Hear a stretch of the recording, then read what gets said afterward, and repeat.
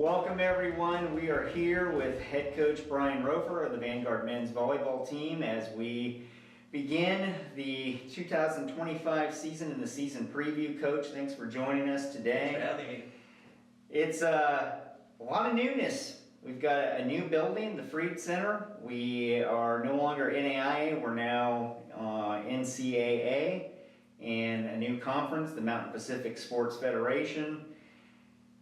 And you've got practically a new team this year. Only a handful of guys from last year's team that started. So as you go into this year, kind of give us an overview of where you've been in terms of getting this team up to speed and just your preparation for this season.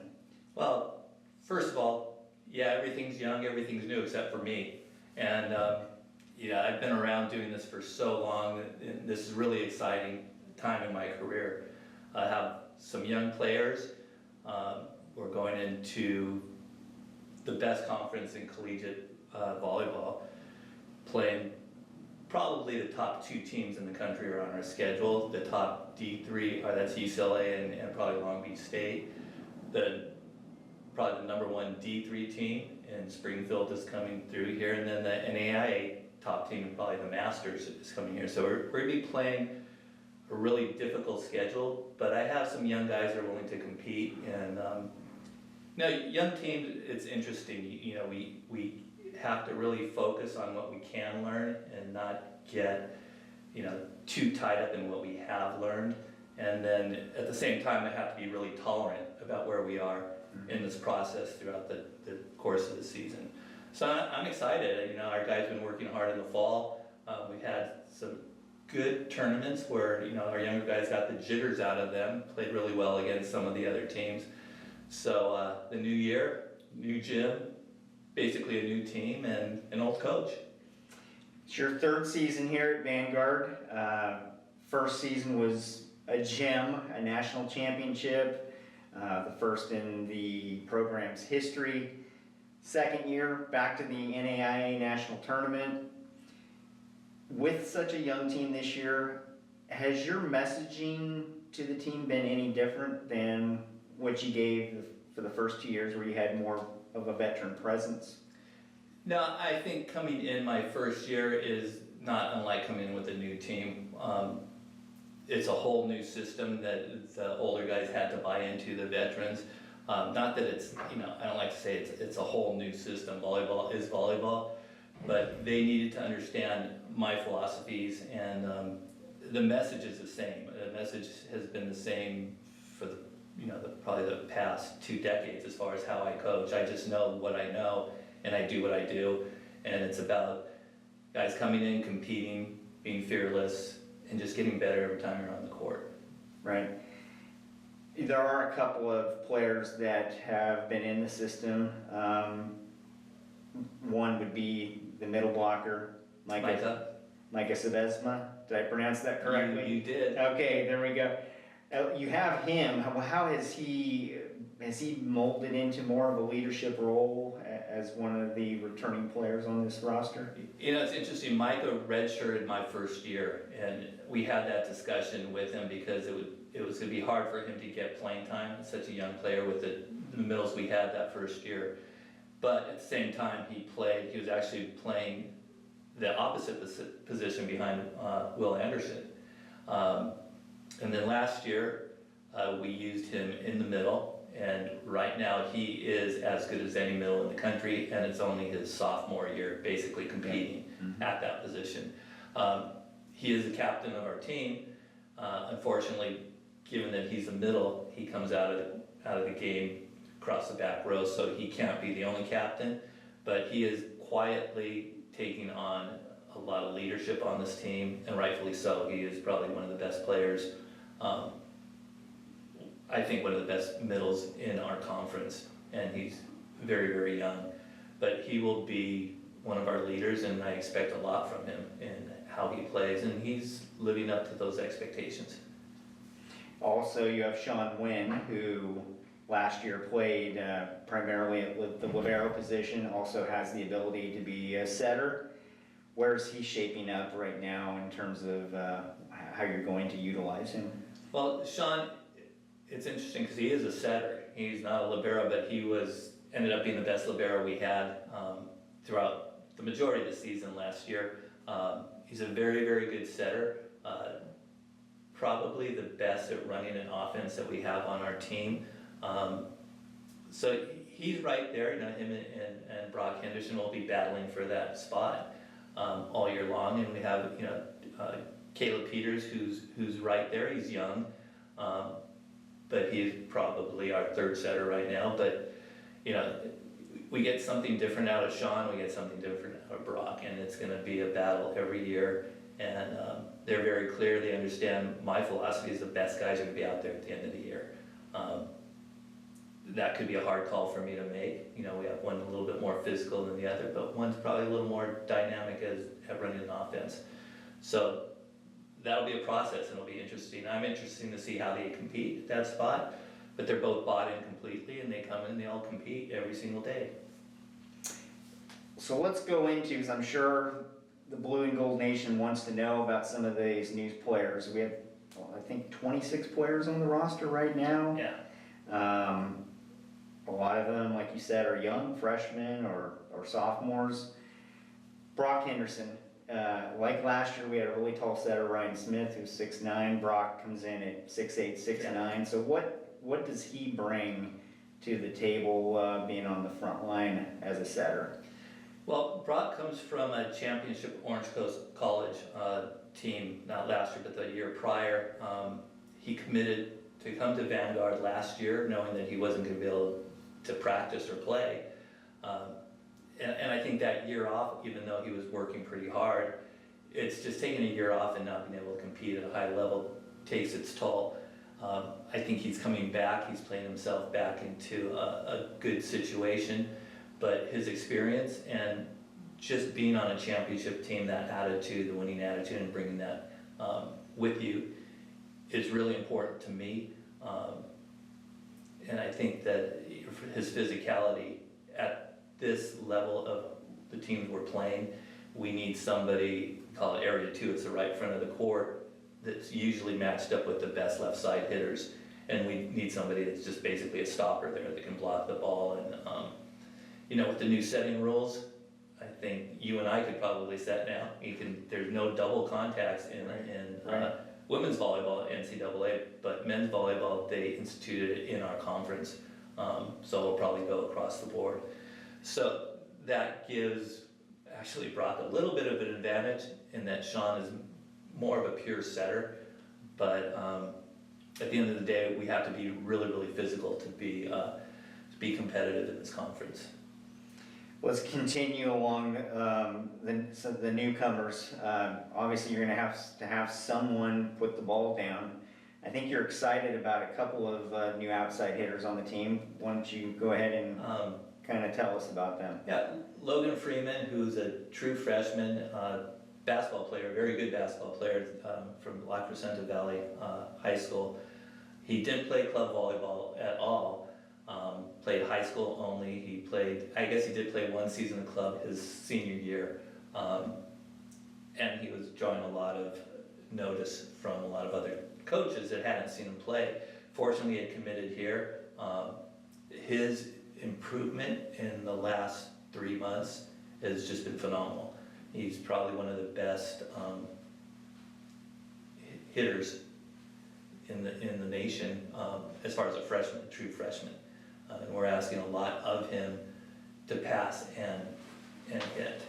Got the lights come off in here. There we go. Move. It's those timers.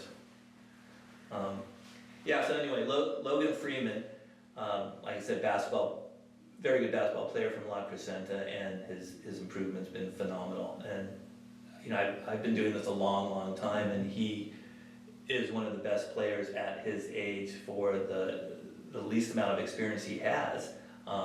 If he continues on this journey and the level he's in the direction he's going, I can see him having the opportunity to compete in 8 years with our national team, if that's what he wants to do. Wow. The other outside hitter, Phineas Wiley, who is a transfer from Dominican. He was a freshman of the year last year in their conference. What I love about him is that he wanted to come to the West Coast. He was willing to take a chance in coming here at a high level because he wants to see how good he can be. And you have to admire and love guys like that who do not become content. He was playing at a very high level where he was, and he could have stayed there and been very comfortable, but decided to get out of his comfort level and come play in, you know, the best collegiate volleyball in the country, and to see where he'll end up. Very much quietly becoming a leader on the team, and with him and Logan on our pins, I think that we'll be pretty competitive with everybody else in those positions. Micah in the middle, of course, and then we have 2 true freshmen, probably vying for the other middle hitter spot, and Nick Dvorak and Braddock Duckworth, and then we have Cameron coming from basketball last year and decided to start just playing volleyball this year. So, you know, those guys will be vying for that other middle hitter spot. I can't see Micah not being on the court. And then, you know, at the opposite spot, you know, unfortunately, races won't be coming back this year, so kind of changed, you know, the plan of what we had going on. But we have Grant Dvorak, who is a transfer, who's actually wanted to be a setter coming here, but he showed that he can be a very good opposite. So without Reza coming back, Grant will be in that position, and he played really well in the fall in that spot. So those are our 3 hitting pin spots. And then the libero, which we have 8 of them this year because we didn't have any last year. We have the libero from the Orange Coast College championship team last year is probably holding down the #1 spot right now, and then the libero from Golden West College is right there with them, and then we have, you know, 4 or 5 other guys. And who are those 2 guys? Jacob Baston and Hunter Krazik.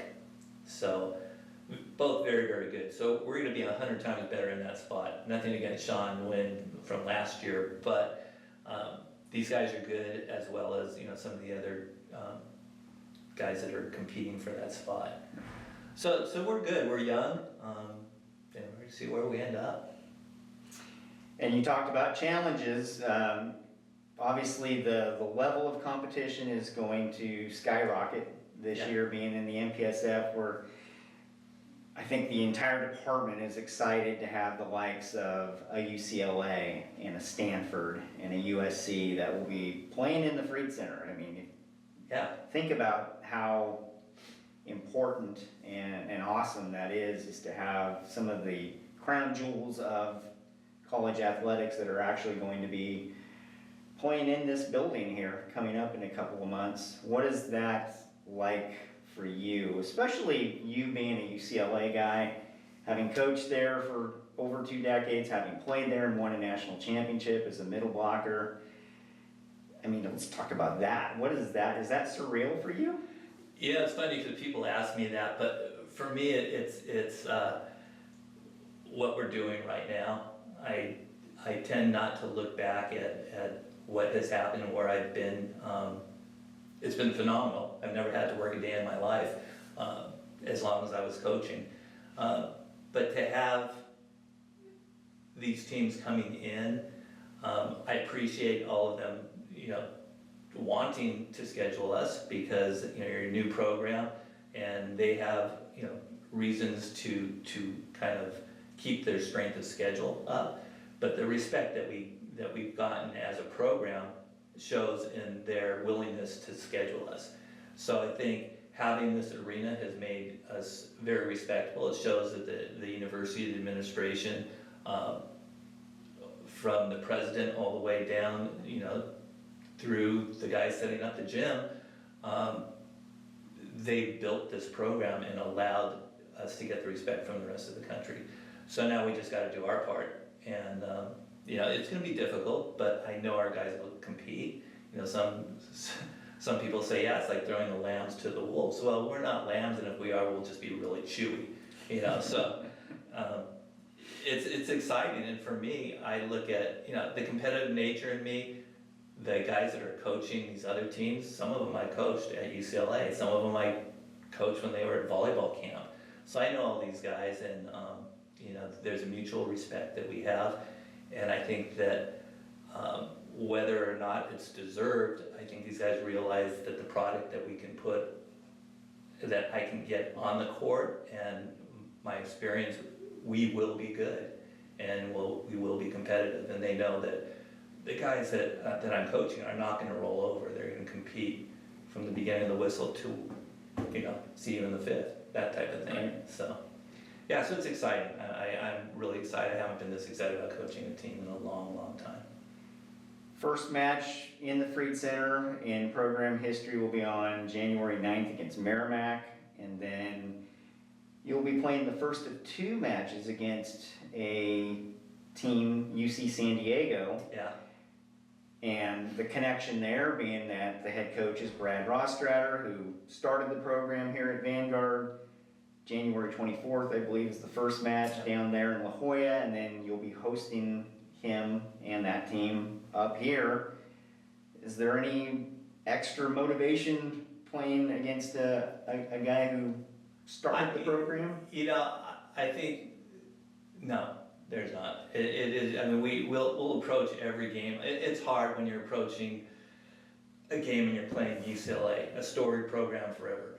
For me, it's another game. For my players, I understand there's gonna be something there motivational. As far as, UCSD, all the guys in this program now, with the exception of, none of them really played a year with Brad. Right. He recruited some of them, but the relationship wasn't really built. Yeah. It's difficult to start a program, and I have all the respect for Brad. He's a very, very good coach. So the excitement there is, just to win anyway. He has a very good team. He's built a very good program down there or continued a very successful program down there. So it'll be fun. I mean, there is, from probably the administrative part down, like yourself and a lot of the administrators know Brad, and he was well liked down here, so there's gonna be that part. But as far as competing and having him come here, it's like, he'll see what he left, because it's, he's a walk in and see this gym, which he didn't have that opportunity. Right. But, he's done well. I'm glad that, that he's moving up. He's a young coach, and we'll see where he ends up. But no, it's exciting. Obviously, there is that part of it. Whenever a coach leaves a program and comes back, there's always a little bit of Nostalgia, whatever it is. Yeah, right. So. And then, of course, you get to play at one of the top programs in the country, Long Beach State, which is coached by Alan Knipe, who's been with the national team, and so that's going to be a thrill as well, right? They bring a lot of experience. The associate head coach, Nick McRae, has done a lot with Coach Knipe. But again, I've known Alan Knipe forever, and he's going to have a good team. They always have good teams. Long Beach State, their alumni, their fan backing, it's just huge. And just to go there and play them is going to be an experience for our guys. And I appreciate them wanting to play us, because they're not afraid of their at-large consequences by not playing a top-ranked team.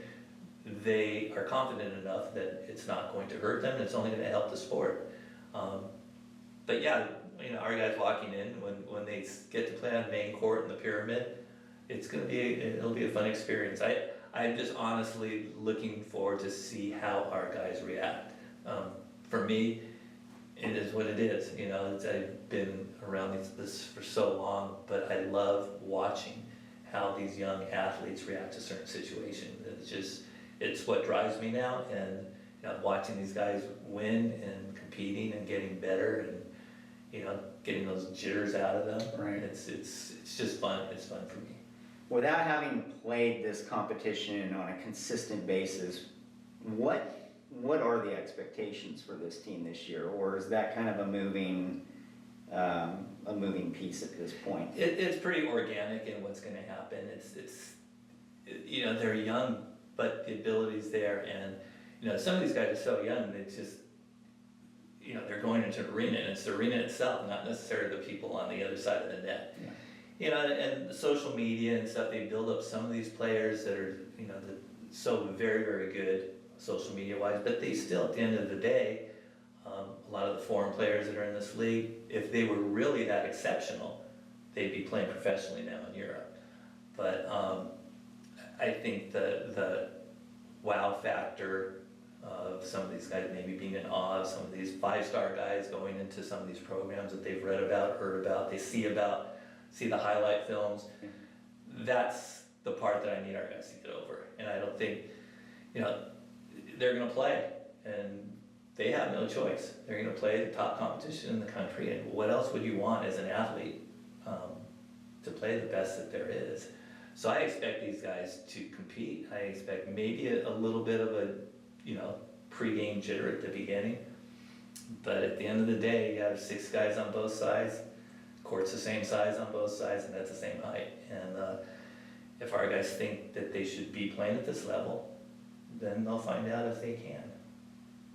Well, we've got, I believe, a 15 or 16 match home schedule, so plenty of opportunities for the Vanguard faithful to get out here to the Freed Center and watch Brian Rofer's team compete. We're excited to get to see that here coming up in less than a month now, a couple weeks away, January 9th, and again against Merrimack here in the Freed Center. Coach, thank you again for your time. And Thank you for having me. Come out and see our team. It's your team too. Thank you, Michael. Thank you.